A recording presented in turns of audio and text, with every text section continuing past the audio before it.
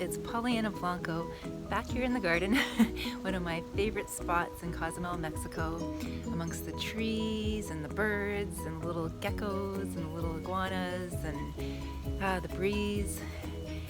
In today's video, I want to share with you this idea of spiritual hygiene and sort of chat a little bit with you about what does it mean when we talk about spiritual hygiene.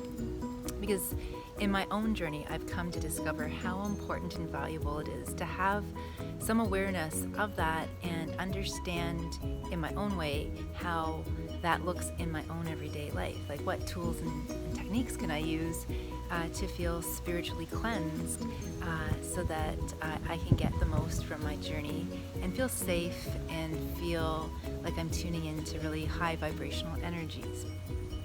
So if you're just awakening to this concept of being a multidimensional being, this will be a really helpful topic for you. And if you have already been on this journey for quite some time, then it's sometimes good just to hear other people's perspectives and views and ways of approaching topics, because it helps us to keep expanding our own perceptions as well too. So I will share with you some of the tools and techniques and my understanding of spiritual hygiene with you, with the intention that it will support you in your creative journey and your well-being along the way. We're energetic beings at our core, even though we appear solid and we have an individual kind of vehicle or body and an individualized expression through personality. There's a lot more than meets the eye, and as we begin to tap into the subtle energies that comprise the totality of who we are, as well as becoming more aware and sensitive perhaps to other energies in our environment too, could be other people, could be nature, could be animals, insects, or just sort of more abstract energies. It can kind of get a little soupy and confusing at first, where having an awareness of how to address some of those energies can be helpful so that you stay in that heart-centered place rather than going into fear. For trust is one of the greatest gifts on this journey that you can give yourself.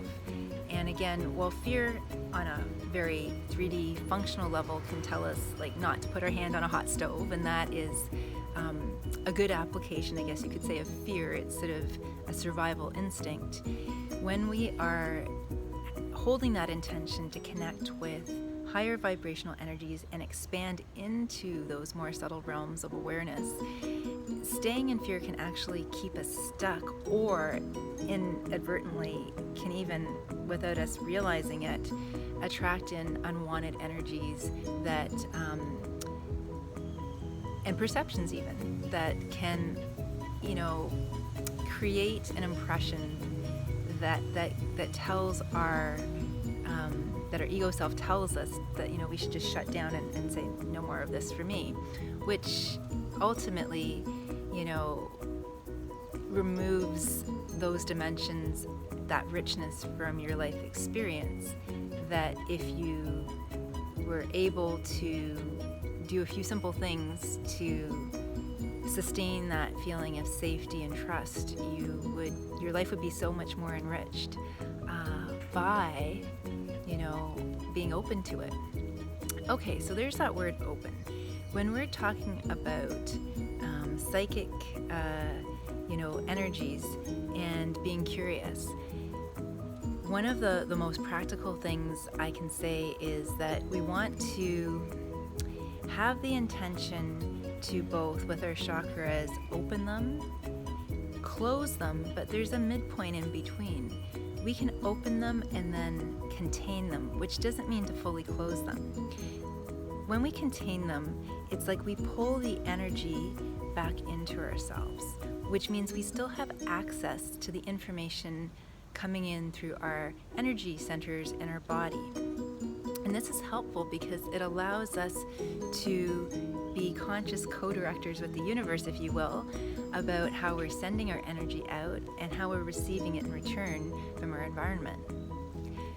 So one of the things you can visualize when you're, opening your chakras is to imagine it being like a little tiny seed of light that grows larger and larger and larger in a situation where you feel you want to expand your energy because the other energies that you are encountering are feeling life-giving and accepting and loving and uplifting, then those are your signals that this is a good place to be more open with your broadcasting station.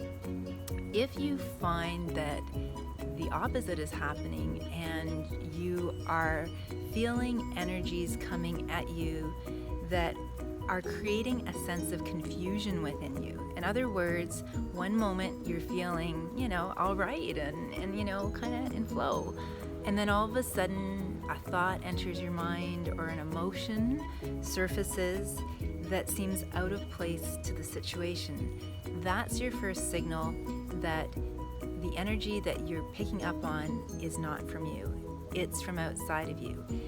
There's a lot of free-floating energy around us, especially now if you think about it. Cell phones, Wi-Fi. There's this big kind of soupy film around our environment. Some people call it the collective unconscious, because when people are not aware of themselves as energetic beings, there's a lot of spewing, if you will. It's not a very nice image, but spewing of energies. And because people are unaware of how they are tossing out their anger, their frustration, their nervousness, their anxiety, it's under their radar, so they keep doing that. And when we're also not aware that those energies are not from us, we can inadvertently take those energies on and think that they're somehow from us. And that can leave us feeling drained energetically. It can leave us feeling confused. So those are the situations where, rather than keeping your chakra centers wide open, you can imagine yourself just bringing them back to that seed of light, which is online, but with the volume turned down, if you will. That way you can still receive energy from the subtle realms to inform you about your environment and yourself in the environment. But at the same time, it's like, if you can imagine yourself, literally, you've cast a net out in front of you, and now you're just kind of pulling it in little by little. It doesn't mean that the net isn't still there. It's just you're not casting it far and wide anymore. You're keeping it closer to yourself because you're not interested in catching what's out there, because it's not so good for you and what will be supportive. Another tool that I used for years that I absolutely love using is something called the violet flame. And I used to do these simple little decrees every morning. I still do them from time to time.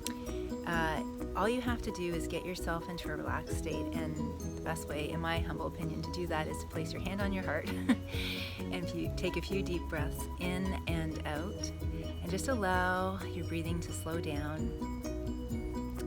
After that, just connecting to a feeling of gratitude or appreciation by recalling a memory or a moment in your life. This allows you to shift brainwave states. And then saying this violet decree, which is, I am a being of violet fire. I am the purity God desires. And if for any reason you would like to switch the word God for universe or something else, trust your own inner guidance and listen to what feels right and comfortable for you. And as you're saying this decree 9 times, imagine this energetic cocoon, almost like a bubble, if you will, of violet light around you. And imagine that it's literally like a flame, a violet flame. You can even see it infusing every single cell in your body. And what that's doing is it's cleansing you on a karmic level of old karmic energies that are in your DNA, in your cells. And I know that's a whole other video, because for some of you that might sound really far out and very abstract. And I will talk more about karma and karmic energies in another video as well too. You know, as I do these videos, I get creative inspiration for more videos. So I love this whole process of creating videos, because creation energy is, you know, expansive. That's why I hope you'll tap into it too.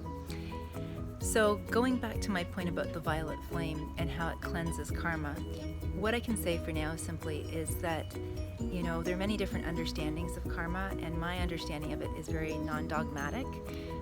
My humble understanding of karma as I see it at this point is partly, again, related to fractal theory, but essentially, in a nutshell, it's patterns, looping patterns in our lives that keep us feeling stuck. Whether we believe in past lives or we're just focused on the here and now in our current life and doing our best to live our best life, karmic energy is that energy that keeps us feeling like there are no other choices, and we're just stuck and limited. And those can be lockdown type emotional energies that are self-perpetuating and create this feeling of being unsafe or being unfulfilled or being, you know, even taking us into places like feeling like a victim. So one of the things that the violet flame does, especially when you do it daily with sincerity, presence, and love, is it can, over time, it can really shift a lot of old baggage in your life. The third thing is really simple. Imagining, just as we did with the violet flame, a bubble of white light around you. Now, if you're finding that you're kind of feeling a little bit removed from the world, you can shift the color of that light. I mean, white is a very protective light, so is silver, and so is gold. However, you can play with the lights and see what light works for you. Pink is a lovely energy to use because it's the energy of the heart chakra, and it's very unconditional.